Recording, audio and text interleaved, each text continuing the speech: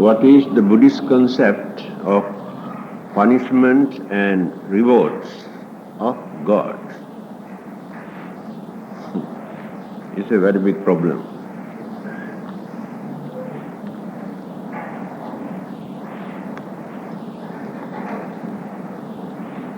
Whatever we believe, still it is very difficult for us to get rid of this belief that there is nobody to reward us and nobody to punish us. Because all the other existing religions talk, their whole concept of religion is based on this punishment and rewards come from God.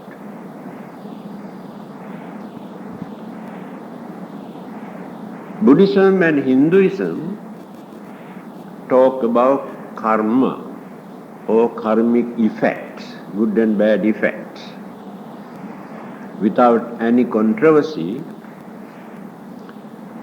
Buddhism, Hinduism, Jainism, another popular religion at that time, Jainism.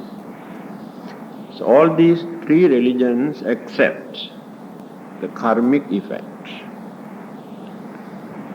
Again, Buddhism and Hinduism differ. Although Hindus believe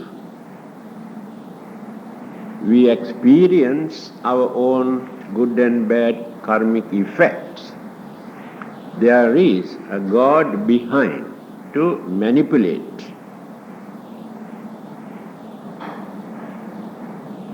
Then Buddhism and Jainism, these two religions stand alone, without joining with all the other existing religions. So according to the Buddha, it is not actually a punishment or reward that we experience through the influence of God. Whether God exists or not, that is a different issue. Action itself creates good effects and bad effects. So when we explain in this way, many other intellectuals in the modern society, scientists and many others, support the Buddhist idea because they do not depend on God. Now, what are the difficulties that we are experiencing to understand this? That it is impossible for us to experience good and bad effect without a God. Now I can give few examples. I take wrong food or poisonous food, not knowing this is poisonous or this is wrong food. I am ignorant about the nature of this food. But that ignorance is not an excuse for me to experience the bad effects. I may die. So do you think there is a God behind this?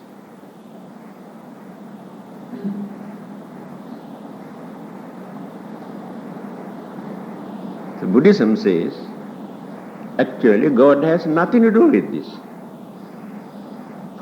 That is my mistake. Accidentally or mistakenly, we make a lot of mistake. And we had to experience the bad effect. But the bad effect we experience only within this lifetime. If we have done this due to our not misunderstandings or lack of understanding of the nature of the action,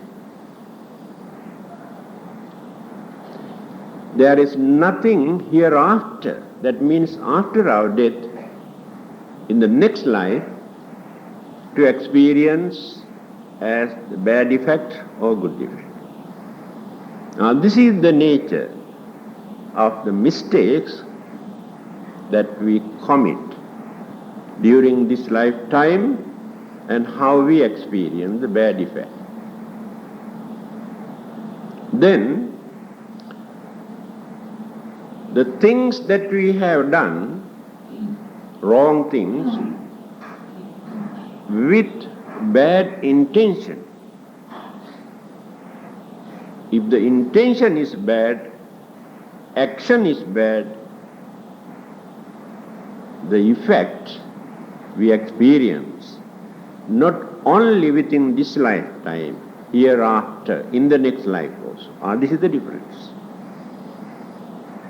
Please remember this.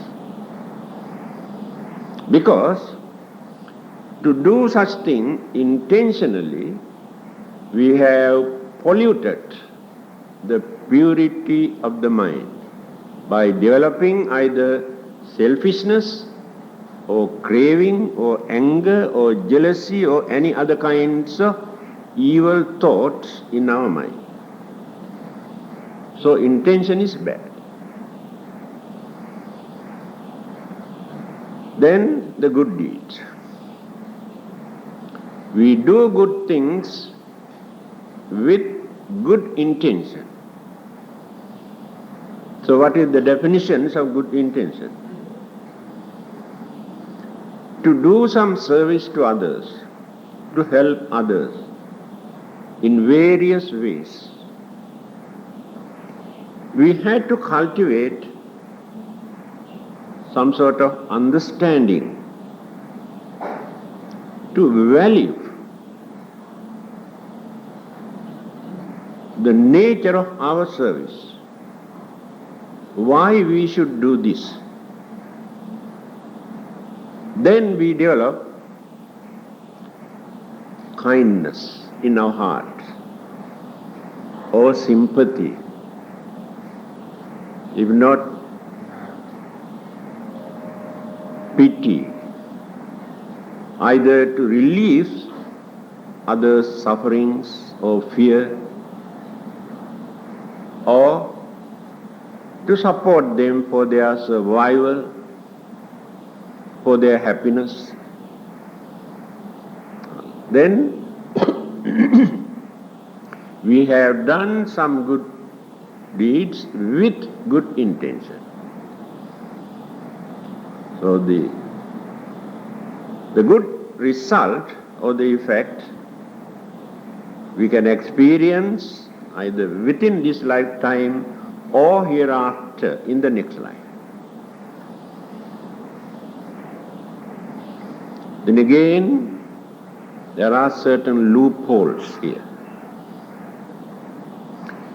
We do some good services to others without creating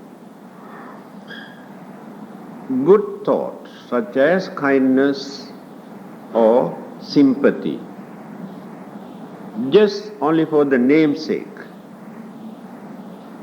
If not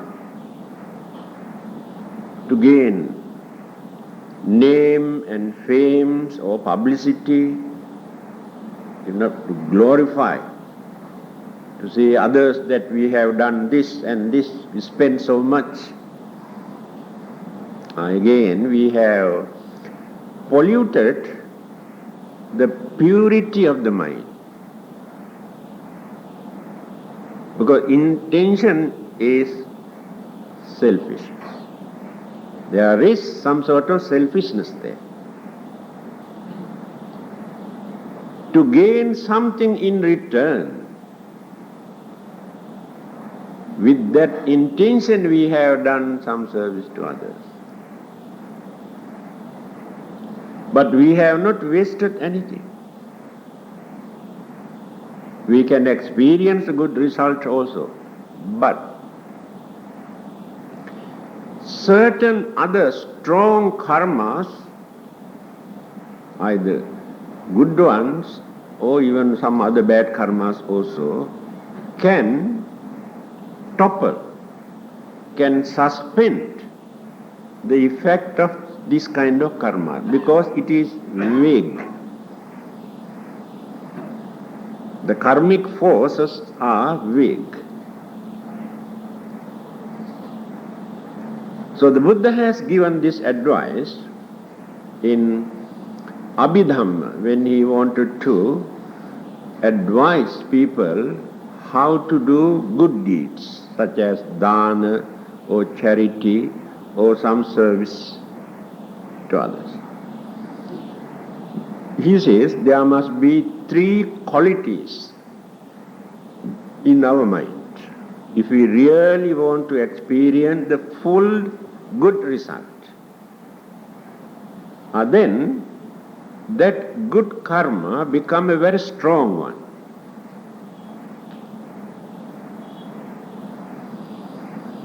What are those 3 qualities?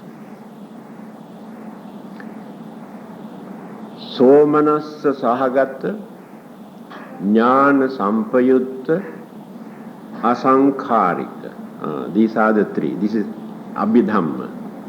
When he analyzed the nature of the activities of the mind or the function of the mind, when you do certain good things and bad things, then he says, we must have these 3.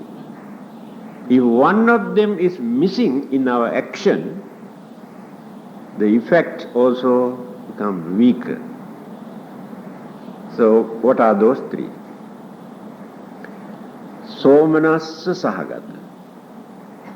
That means there must be some sort of happiness in our mind when we do some good deeds.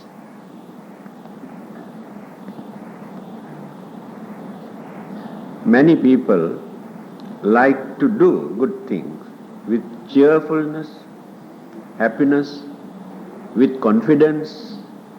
They do them without grumbling and without developing any ill feeling. Happiness is there.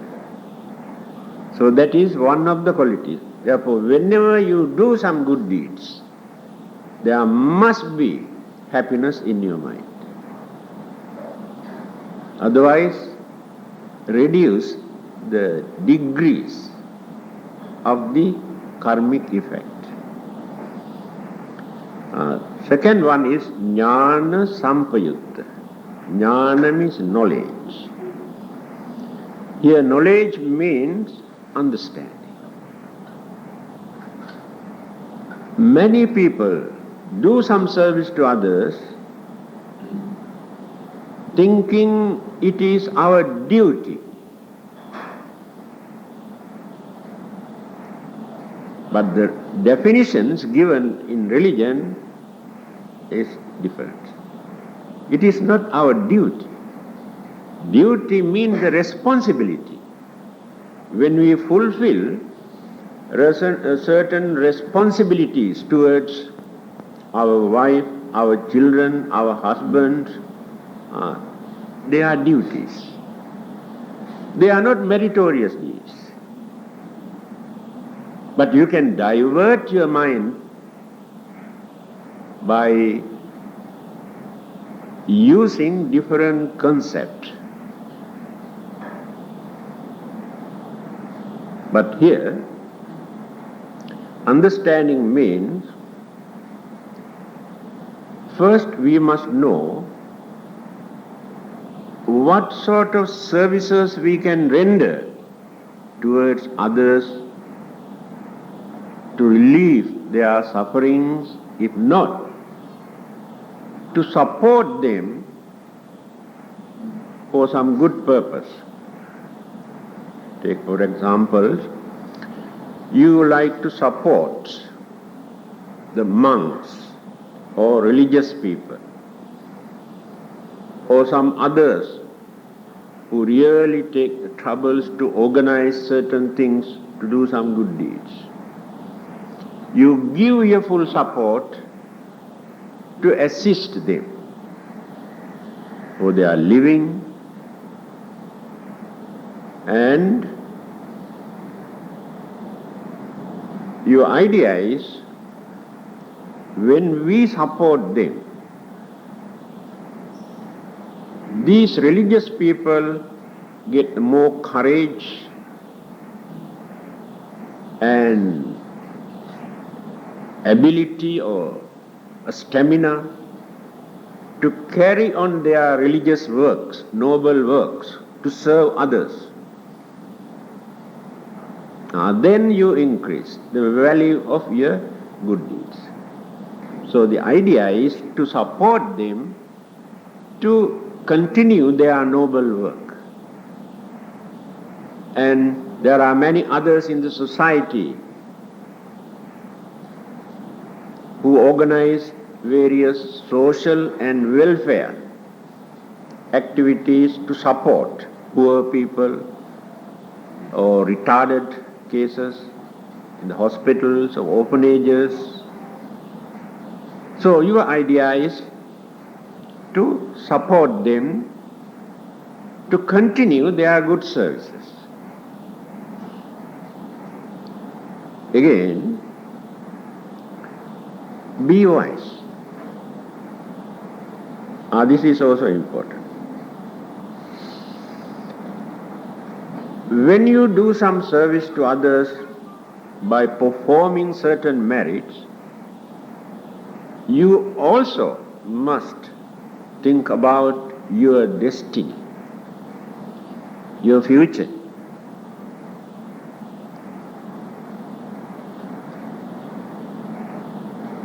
This is another advice given by the Buddha. In Dhammapada he says, Atta datthaṃ parattena bahunā pinahāpaye. When you want to do some service to others, don't forget yourself. That is not selfishness. What is the idea? The idea is you should not do bad things, or you should not disturb others to serve or to support another group. Understand? If you do that, you harm yourself. So you have to do your good services to others without harming yourself. That means without committing bad things. It is no selfishness. Now you want to support a poor family suffering from sicknesses or starving without food, and you haven't got enough income to support them. Then you can go and rob from another rich man and support this family. That is the idea. By supporting others, you create good karma. By robbing others, you created bad karma. So you are not exempted from that just because you are going to use this to support others.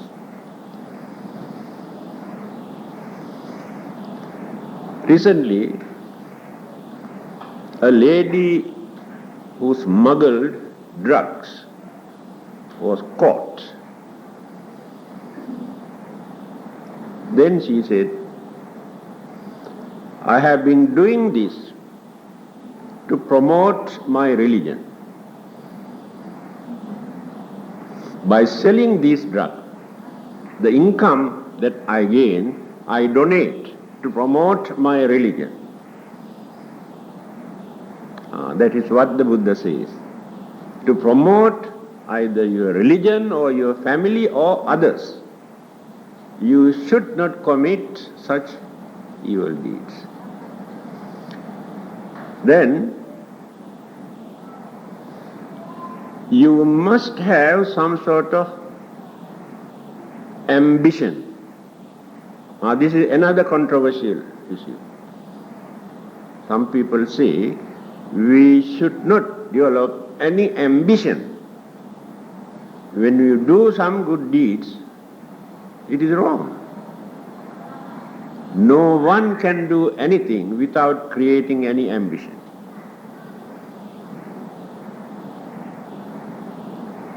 Now let us take the Buddha.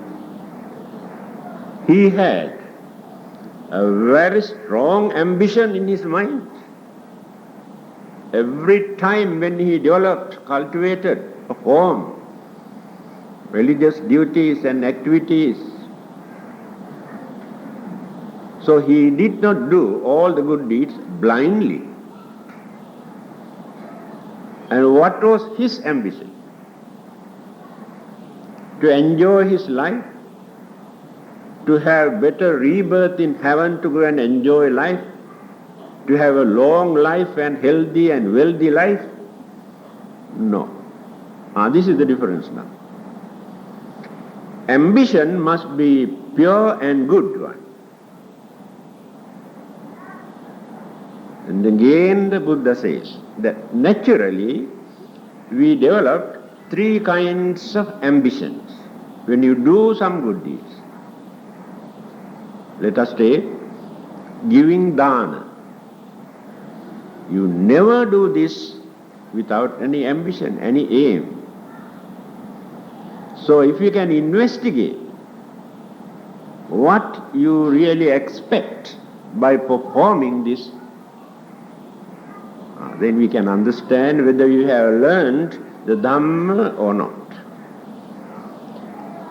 Naturally, many people expect to be rich, to be born in a rich family, or to go to heaven, to enjoy life. These are the things that they maintain as ambitions in their mind. The Buddha says, yes, you gain, there is no doubt. But you are selfish. So your ambition is not perfect. Very low quality. Then some people develop further.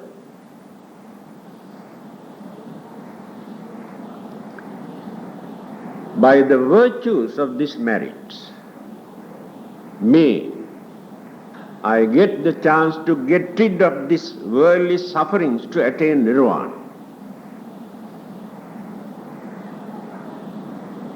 Then the Buddha says, your ambition is good but not perfect. Not selfish, but something is missing there. You do everything by concentrating. I want to get rid of my old age, my death, my sickness, my troubles, my problems. I want to attain nirvana and finish it.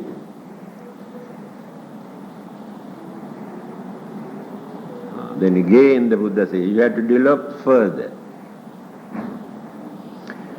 I perform these meritorious deeds to gain. Yes, you can have this, to gain more wealth, more knowledge, more wisdom, more energy,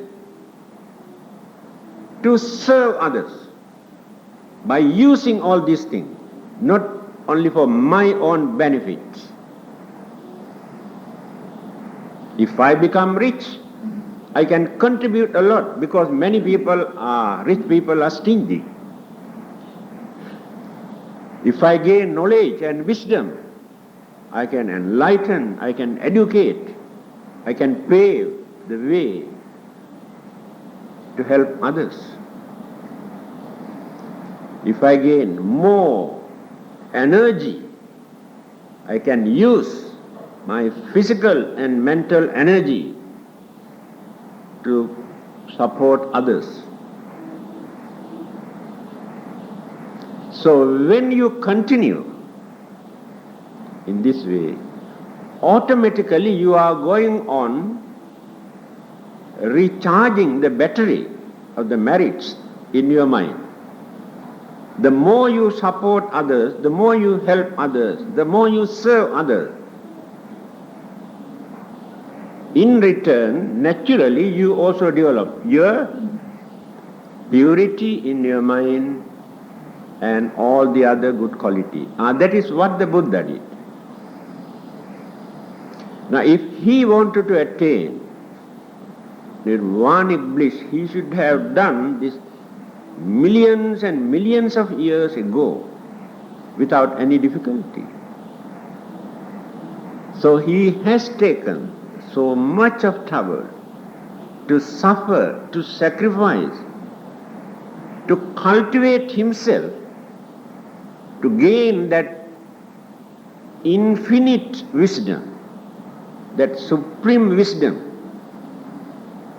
to reveal the truth, to show others, those who are in the dark.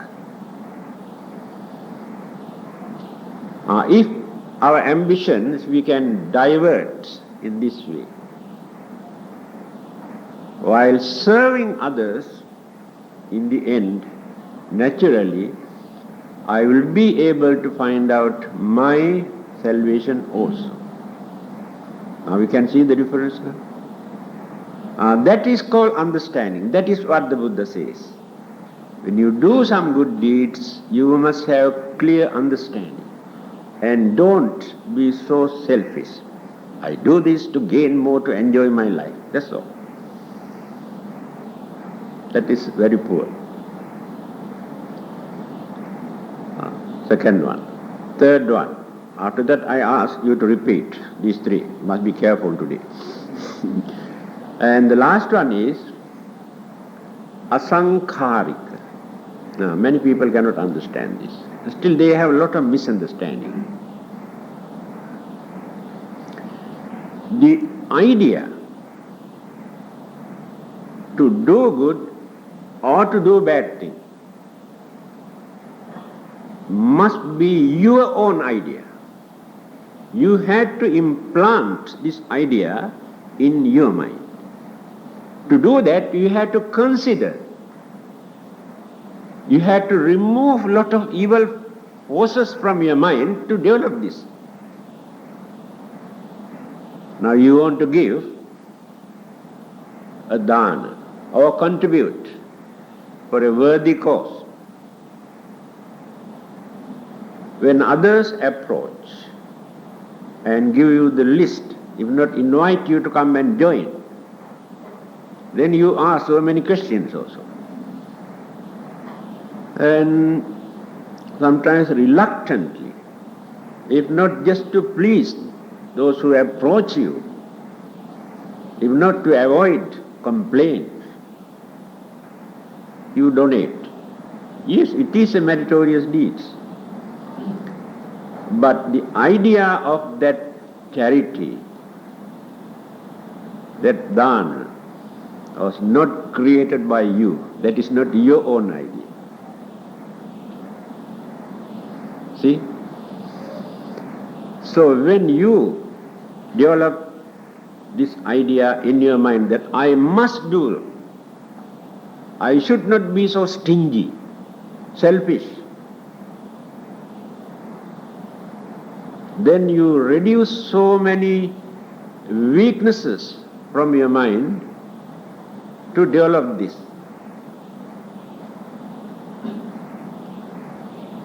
If these three qualities are pure, then you can experience the full result, 100% good result. Alright, what are those three now? What is the first one? When we are going to do some good deed, the first thing that we have to develop in the mind, happiness. You must be happy. Don't do with sour face. Second thing, understanding.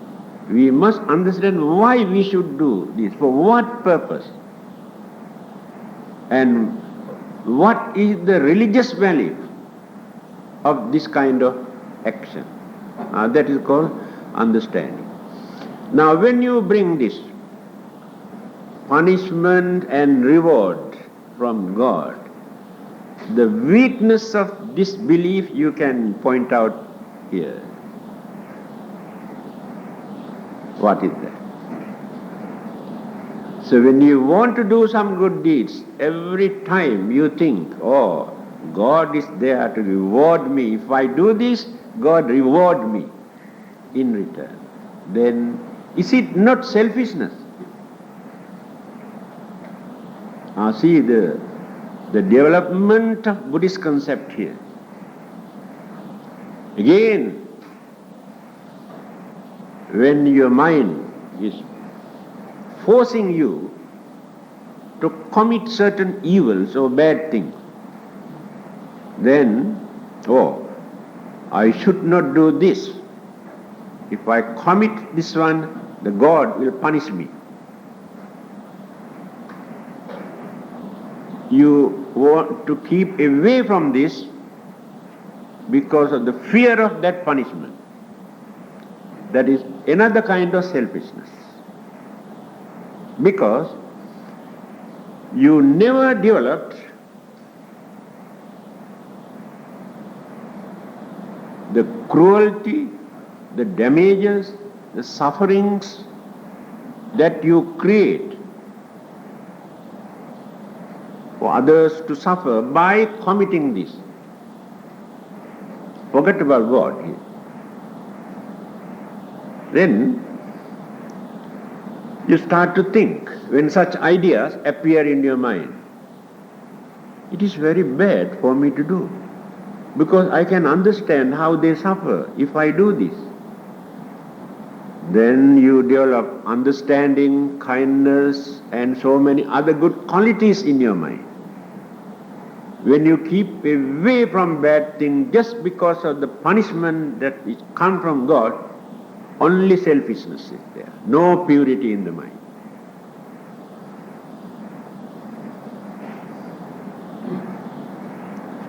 So, this belief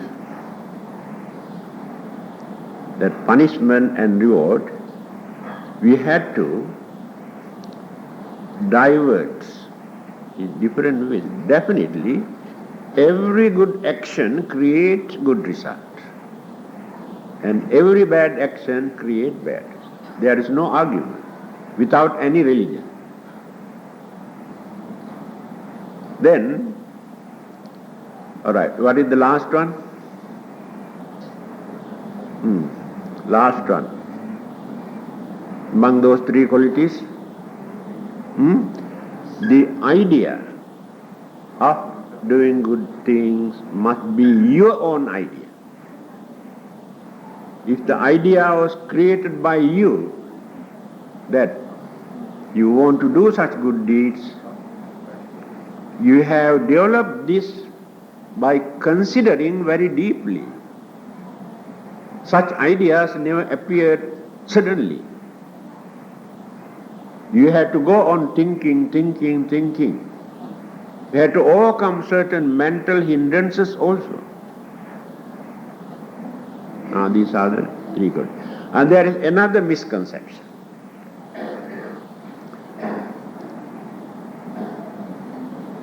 After performing some meritorious deeds, by inviting others to come and join and ask them to share the merits. I heard on many occasions some people say, if they also come and join with our meritorious deeds, we may reduce the merits because they share our merits. See the worldly way of thinking. Therefore, we don't want others to come and join. We want to do alone. There are many selfish people. They don't like others to come and join. See how selfish they are. In fact, by inviting others and encouraging others to come and join in your meritorious deed, you increase the validity of your good karma, because you have paved the way for others also to do some good deeds. Another misconception. So, we offer a dana in the name of our departed to transfer the merits.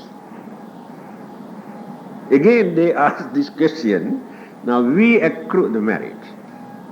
After that we transfer to another person, so nothing for us.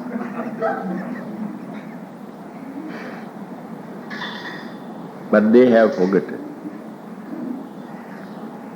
Transference of merits is another meritorious deeds. So when we explain 10 kinds of meritorious deeds, transference of merits to others is another meritorious deed. So we increase. Now, when we light one candle or one oil lamp and bring so many other candles and wicks and increase up to 100 or 1,000, and the original ones never reduce the brightness, still remain, but created more brightness.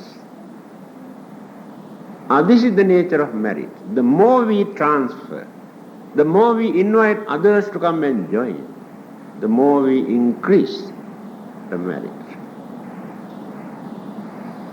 And again come back to this reward and punishment.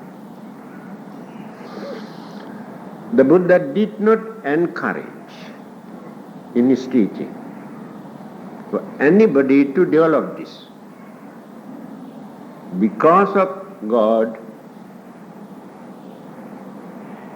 fear of God, or by expecting a reward, that we behave like this. To him, it is selfishness. Anyway, when you study the nature of human mind, many people cannot consider and understand things in a reasonable way,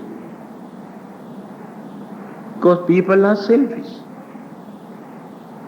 Again, children. When we ask children to do certain good things, they are not ready to do, or they don't want to do this, they go out and play.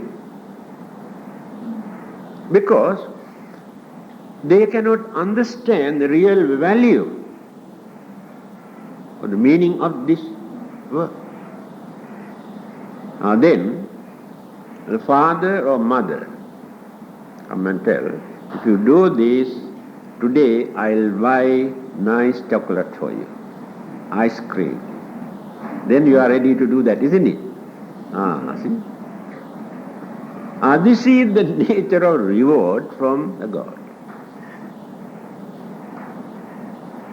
Still we have very childish ideas in our mind. We behave like children. That is why this concept of God is important. To many people it is very important.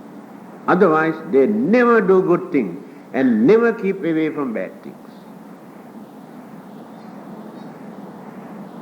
At least, because of this concept of God, we create some sort of fear in their mind not to do such wicked things. Even then, you can understand the nature of human mind. Today, religions teaches us, God punishes you. Other religions teach them, if you do this, your bad karma create bad effects. the government catch them and punish them. And the society or all the others condemn him, accuse him or beat him. Even then they commit all the bad things. It's a wonderful human mind. Then how can we control this mind? So, the Buddha's teaching is good for understanding people who can analyze and understand. Those who cannot understand, there is no harm of maintaining that belief. If I do bad things, God punishes me. If I do good things, God reward me. So we can interpret this word God as good karma and bad karma. Only words is different. Therefore don't condemn or accuse those who believe there is a God to punish us or there is a God to reward us. Don't condemn. Without that belief, people cannot understand, cannot maintain, cannot strengthen, develop their mind to do good and to avoid evil. So by realizing this, few thousand years ago, religious people,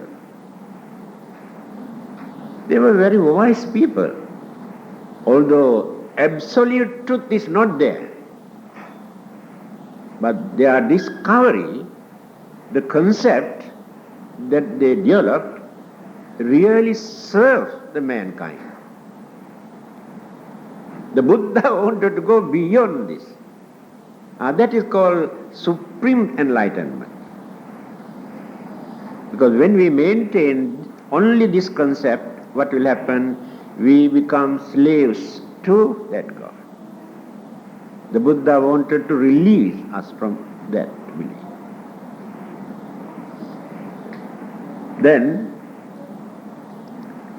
what is this reward and what is this punishment? You have to define. They have created, narrated so many stories and illustrated the picture of heaven and picture of hell. These are the works of religious people.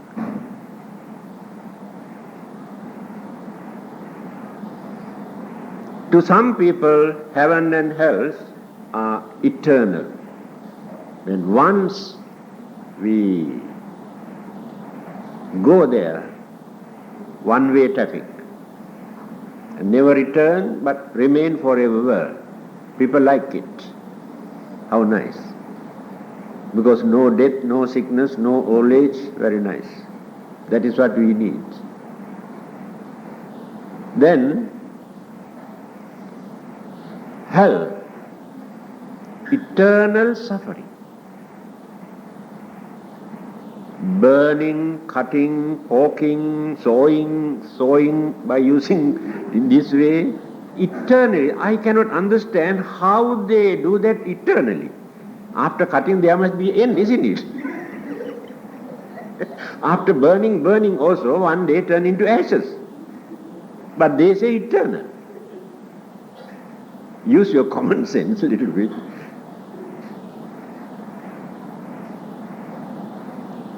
So when you see the way how they illustrated heaven, wonderful.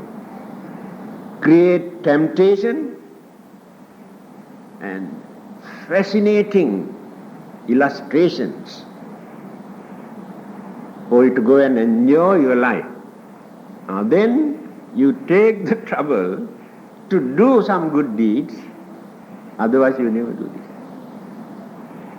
Now that is why religious people have introduced this.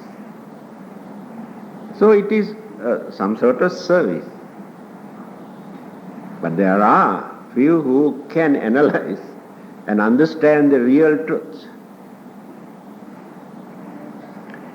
Then hell.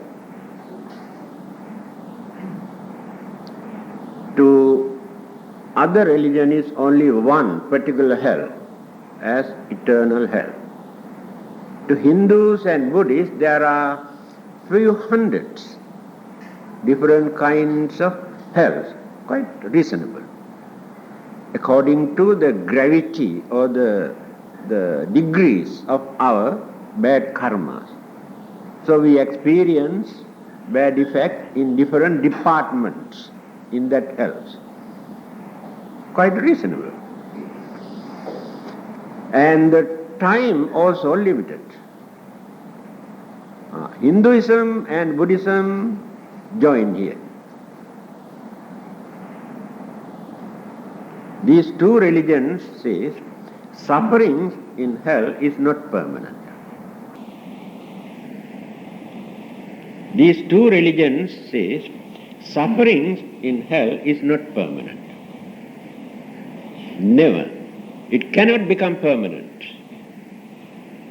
See, hundreds or thousands or millions or billions or trillions of years, there must be an end to it, according to the gravity of our karma, bad karma.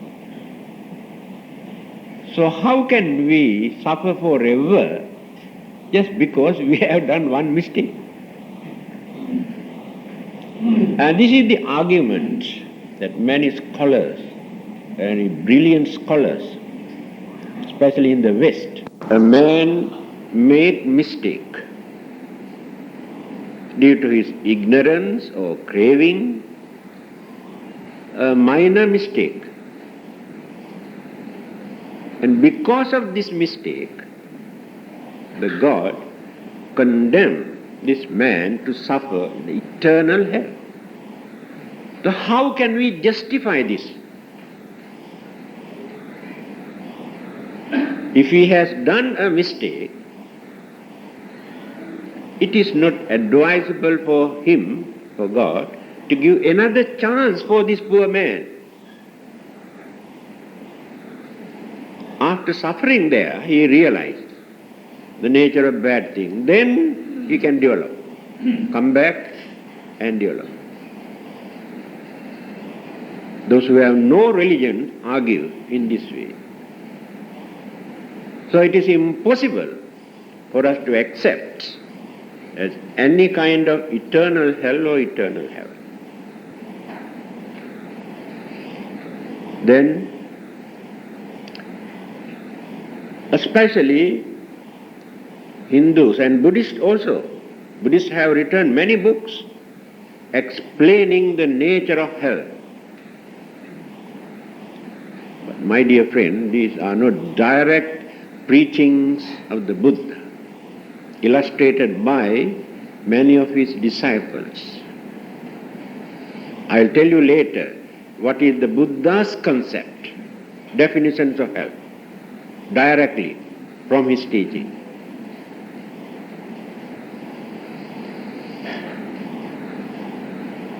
You know, a few thousand years ago, in various countries, the rulers torture, punish, and slaughter, and death penalty they have given in such a way by torturing them, by adopting every possible cruel method. In India, it is mentioned in religious books, how the kings punish those culprits. And the same punishment you can see in hell also. No different kind of punishment. Only thing they added, eternal. That means everything that which exists here, they illustrated and introduced as hell. If you do this, you have to suffer like this. In those days, in many of those Buddhist temples, in the shrine room, wall painting, still there are few. One side you can see how people suffer in hell, and another side how people enjoy their life in heaven. Because those days people are not educated. They cannot read and no books, no preachers also sometimes. So these are the cartoons, illustration, for them to learn something according to their mentality. Then they develop some sort of discipline, try to lead a religious life because of these illustrations.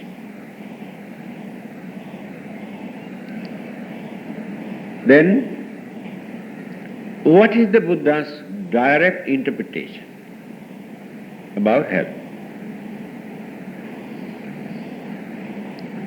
When you read Madhyama Nikaya Sutra Pitaka, there is one particular sutra where Buddha has pointed out. He says, hell is not located, situated any particular place under this earth or under the great ocean or under the bottom of the Mahameru, the imaginary rock, huge one in the whole world. This is the Buddha saying. He did not say there is no hell. His interpretation is there is no such thing as one particular area or planet, either above or below, to point out that hell is there. Usually when religious people talk about hell, what do they say? You go to hell. That means hell is below. So I always say, if you think hell is below here, you go on drilling and drilling and digging, you'll be landed in America, not in hell, according to the map, you know. So where it is located? Again we say, we are on the top, hell is below. But this is one of the planets just floating, moving the space. There are so many others in the whole area. To others, they introduce this as heaven. If they say above. This is the mentality, the way how they try to introduce sufferings and hellfire to create fear. Then heaven. There are beautiful stories in Buddhist book explaining the nature of hell, but they are stories. I remember one statement made by Mr. Nehru. He's a very intelligent man, former Prime Minister of India.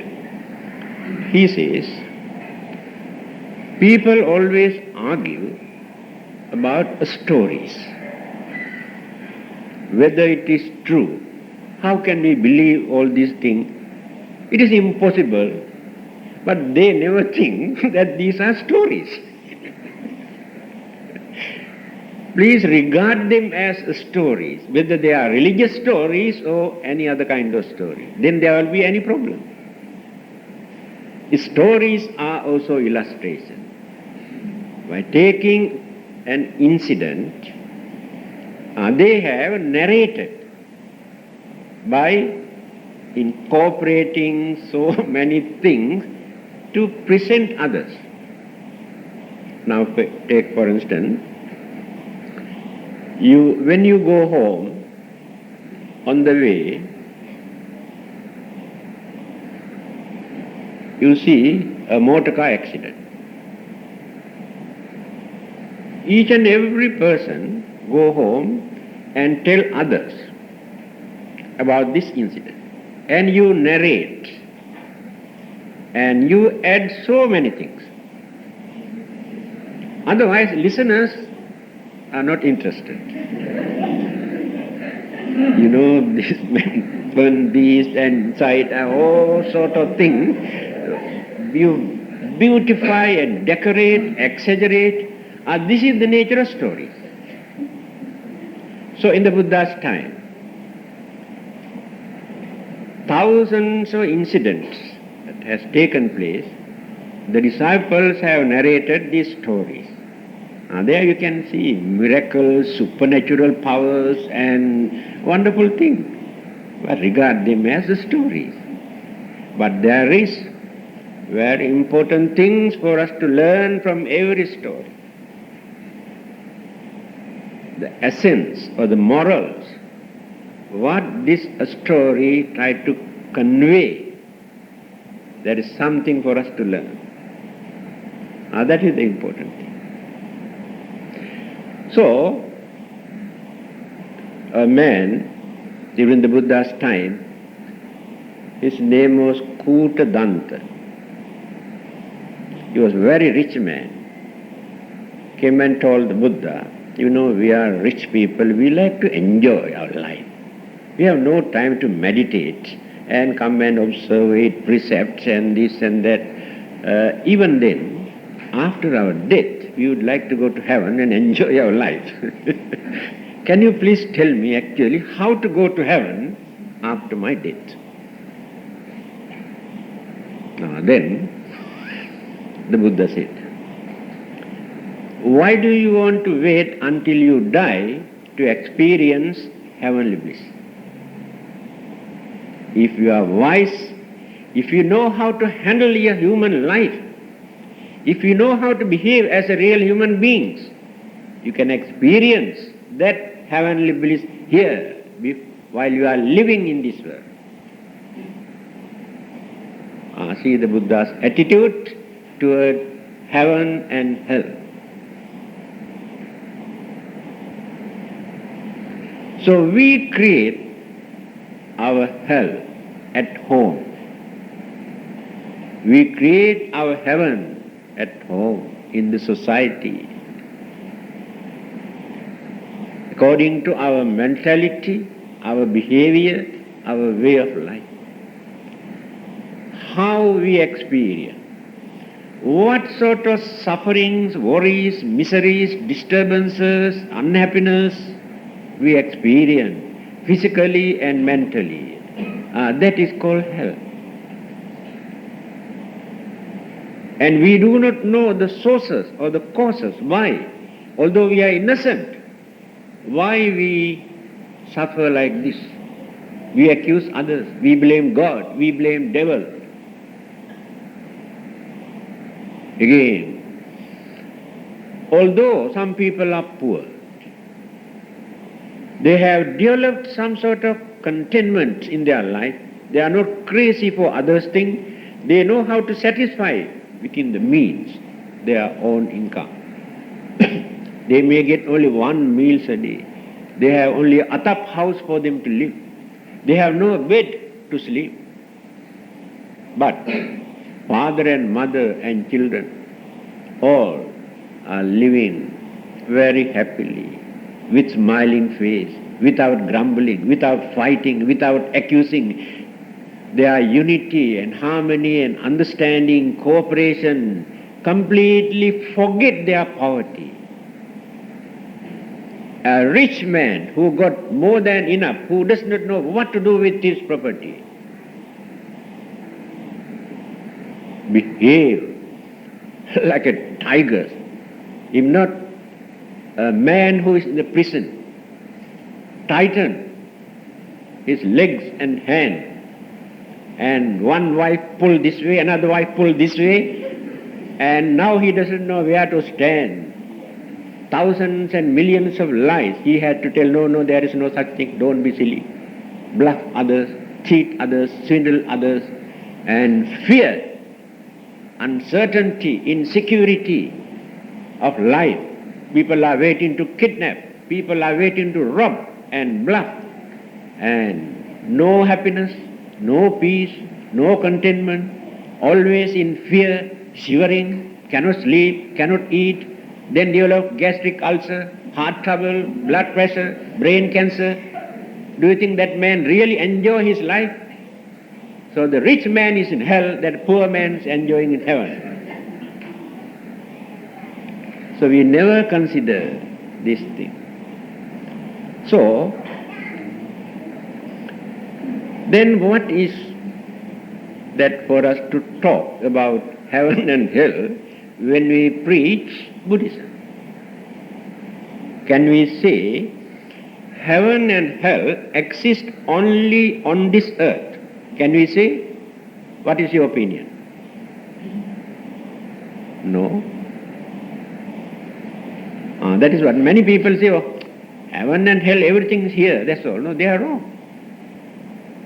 Because this is not the only plane where living beings exist. In certain planets, certain places, their lives are more favorable. There they can experience more pleasure, more peace, more happiness. So better than human world. But here also we can create the same mental attitude and physical experience by adapting our way of life. So we talk about Devaloka, Brahmaloka. Yes, there are.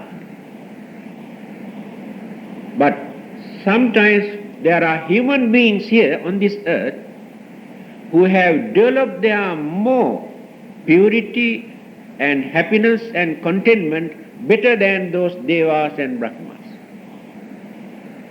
But very few. Again, there are certain planets where there are living beings who suffer climate, the temperature, the food, the situation, environment, atmosphere, very, very unfavorable. This is hell.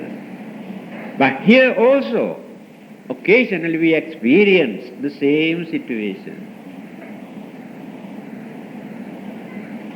Therefore, we cannot deny the existence of heaven and hell, but for a certain period, according to their way of life, all over, not world, in whole universe, not only one universe, universes, there are living beings who suffer more, worse than human beings and animals, and who enjoy their life better than human beings and devas and others also. This is the nature of the universe. That is what the Buddha says. We develop our mind through meditation. Up to 4 stages. Kamaloka, Rupaloka, Arupaloka and Nibbana. Last one, of course, we do not introduce as a planet, but the states of we experience. Kamaloka, this worldly mundane world, humans and animals and all the other ghosts and spirits and devils and all sorts of living beings experience actually more sufferings than pleasure. Because their craving, their ambition, anxieties to indulge their 5 senses is very, very strong. It's called Kamaloka. Always think of enjoyment to please either this or this or this or this or this. This is the problem.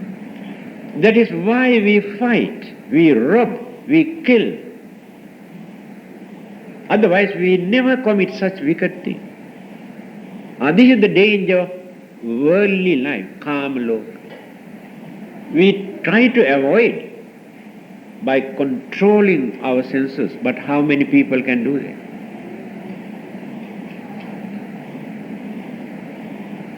Now then, by realizing or considering the uncertainty or futility of this mundane life, worldly life, through our understanding and meditation, we develop further. That is called Rupa Loka, fine material world. We reduce certain degrees of crazy attitude towards the five senses and develop our attachment toward the fine material thing, but not through all the five senses. Then reduce our tension and fear and suspicions and jealousy, but not fully. Then we develop further. It is called Arupa Loka.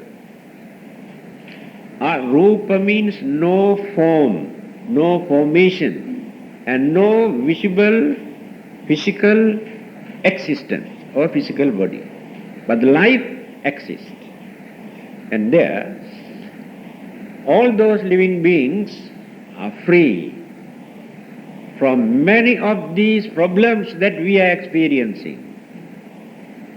We know how a mother and child, both of them had to suffer because of childbirth. We know how we had to suffer through thousands of sicknesses and old age, how we suffer. Again, when the death comes nearer to us, we know how we suffer, fear of death. Again, we know how we had to struggle throughout our life, work like slaves day and night to indulge, to satisfy our five senses, our families and wife and children. It is not a job.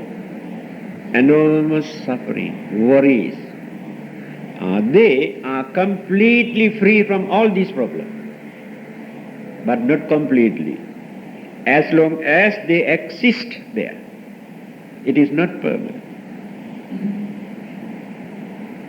Through meditation we reduce, going on reducing, and going developing in this way.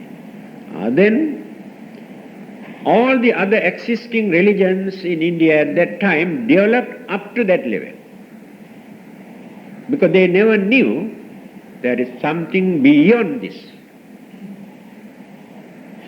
That is why Hindus always talk about Brahma, union with Brahma as final goal. The Buddha was the only religious teacher at that time who pointed out that is not the final goal. But he joined with them up to that level. That is called Nirvana. Nirvana means all those living beings who exist there without experiencing any physical burdens and pain and even worldly pleasures.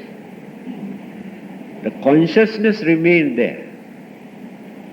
In that consciousness there are so many ingredients. Ignorance still remains into certain degrees. Craving still remains, but reduce a lot.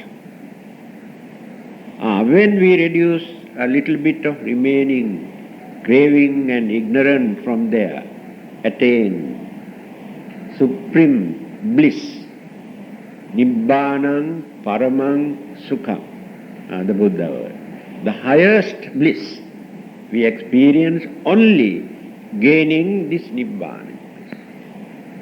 See how we develop this mental stage through our meditation. So, I think this is enough.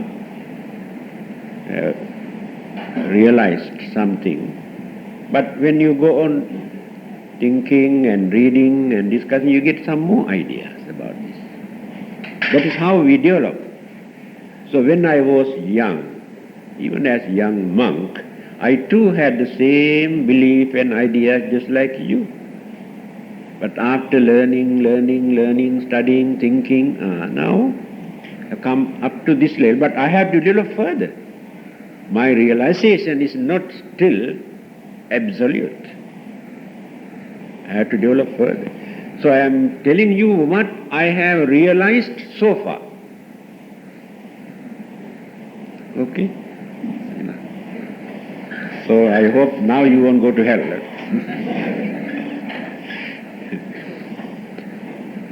Akasattha ca bhummattha deva naga mahiddhika punyantang anumodittva cirang rakkhantu loka sasanang ittavata ca amhihi sambhatang punya sampadang sabbe deva anumodantu sampatthitiya idang o jnatinang hotu sukhita hontu jnatayo himina punya kammena Mame bala samagamo satang samagamo hotu yava nibbana pattiya.